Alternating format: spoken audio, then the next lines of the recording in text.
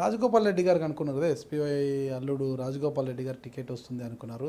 తీరా చూస్తే పార్టీ మారిన శిల్పా మోహన్ రెడ్డి టికెట్ ఇచ్చారు. రాజగోపాల్ రెడ్డి గారు మనస్ఫూర్తిగానే సహకరిస్తున్నారని నమ్ముతున్నారా? రాజగోపాల్ రెడ్డి గారు మనస్ఫూర్తిగా పనిచేస్తున్నారు. రాజగోపాల్ రెడ్డి గారికి ఇన్ఛార్జ్ ఇచ్చే రోజు కూడా క్లియర్గా జగన్మోహన్ రెడ్డి గారికి చెప్పాడు, నువ్వు ఎవరిని నిలబెట్టినా నేను చేయడానికి సిద్ధంగా ఉన్నా, నాకే కావాలని లేదు, నాకు వద్దు, ఎవరినన్నా పెట్టుకుని నేను నీ కోసం పార్టీ కోసం పనిచేస్తాను అని చెప్పి రాజగోపాల్ రెడ్డి చాలా క్లియర్గా ఉన్నారు. ఈ రోజు వరకు మోహన్ రెడ్డి గారికి జ్వరం వచ్చి బయట హెల్త్ తీసుకుంటున్నా కూడా రాజగోపాల్ రెడ్డి మొత్తం తిరుగుతాను. సో రాజగోపాల్ రెడ్డి పనిచేస్తున్నది శిల్పా మోహన్ రెడ్డి కంటే పార్టీకి ముఖ్యం. రాజగోపాల్ రెడ్డి ఆలోచన విధానంలో పార్టీ జగన్మోహన్ రెడ్డి సీఎం కావాలనే ఆకాంక్షతో పనిచేస్తున్నాడు. ఎవరు లేకపోయినా కూడా గత సంవత్సరం నుంచి నంద్యాలలో గతంలో జరిగిన భూమానాయుడు గారు ఈ పార్టీలో ఉండి ఏ కార్యక్రమం చేసినా కూడా వచ్చిన జనం కంటే ఇద్దరు లీడర్లు లేకపోయినా కూడా వైఎస్ఆర్సీపీకి రాజగోపాల్ రెడ్డి ఆధ్వర్యంలో అంత బ్రహ్మాండంగా గడగడప జరిగింది. ప్లీనరీలో కూడా దాదాపు 10,000 మంది పాల్గొనడం జరిగింది. జిల్లాలో సెకండ్ ప్లేస్ థర్డ్ ప్లేస్ వస్తుంది, అంత పెద్ద భారీగా ఆర్గనైజ్ జరిగింది.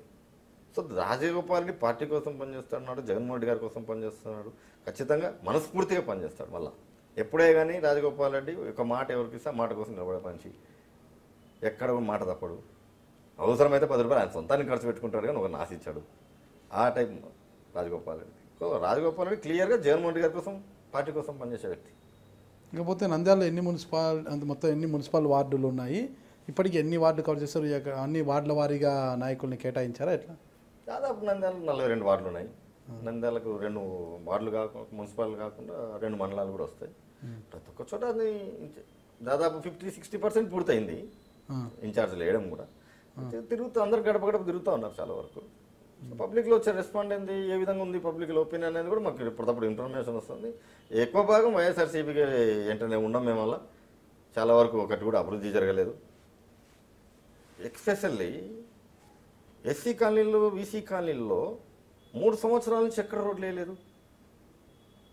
Sub plan SC sub plan కిందనే వచ్చు, కేవలం వైఎస్ఆర్ కాలనీ అన్నందుగా రోడ్లు వేయడం మానేసినాం.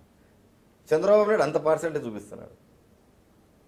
వైఎస్ఆర్ నగర్ అనేది ప్రభుత్వ పరంగా ఎక్కడ ఉంటావు, ఇప్పుడు ఎన్టీ రామారావు నగర్ పెట్టుకుంటున్నారు, ఇందిరాగాంధీ నగర్ పెట్టుకుంటున్నారు, అంటే వాళ్ళ పేర్లు పెట్టినారని చెప్పి నువ్వు రోడ్లు కాలువలు శాంక్షన్ చేయకుండా ఉంటావా? అది ఇచ్చేది ఎవరికి? ప్రజలకు. ఎవరికి? Below property level. వాళ్ళకు రోగాలు రాకుండా చూసుకోవాల్సిన బాధ్యత ఉంది. కాలువలు వేయాలా, సిమెంట్ రోడ్లు వేయాలా. ఇల్లు కట్టి 10 ఏళ్ళు అయినా కూడా కాలువలు లేవు, సిమెంట్ రోడ్లు లేదు. 3 సంవత్సరాలు వచ్చిన ఇంత అభివృద్ధి చేసినా, ఇన్ని రోడ్లు వేసినా నా రోడ్డు మీద తిరగద్దు, నా పెన్షన్ తీసుకోవద్దు అంటే వాళ్ళ ఇంట్లో ఏది ఇస్తున్నాడా? ఆ జోబులు ఏది ఏమైనా ఇస్తున్నాడా?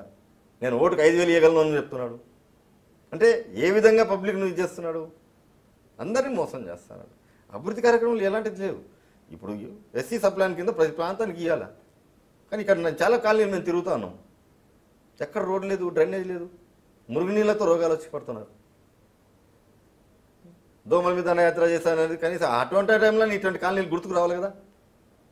అడుండే అంతే కంప్లీట్గా. ఎస్సీ సోదరులు ఉన్నారు, మైనార్టీ సోదరులు ఉన్నారు. అటువంటి కాలనీల్లో ప్రభుత్వం ఇచ్చిన కాలనీల్లో కూడా కాలువలు లేవు, డ్రైనేజ్ లేదంటే నీ పరిపాలన మీద, నీ అభివృద్ధి మీద ప్రజలు కింది స్థాయిలో ఏ విధంగా అనుకుంటున్నారో అర్థమవుతుంది.